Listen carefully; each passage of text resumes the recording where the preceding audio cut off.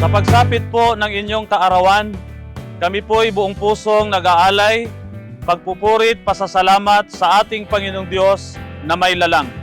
Nagturo at nagpaalala po kayo sa aming sambahayan na mamuhay sa kasiglahan at sa kabanalan. Ng katapatan sa pagtupad ng tungkulin at ng buhay na karapat-dapat sa pangakong kaligtasan. Ang inyo pong mga pagpapayo sa amin ay lalo pong nagpatibay at nagpatatag ng aming pananampalataya.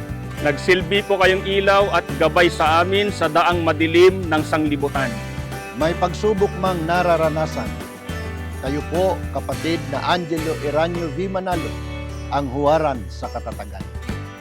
Kaya po sa banal na ministeryo, anuman po ang mangyari, magpapatuloy po kami hanggang sa araw ng kaligtasan. Tunay po, kapatid na Angelo, ang inyo pong pagmamalasakit sa mga kapatid. Wala po kayong sawa sa pagtuturo at sa paggabay sa amin.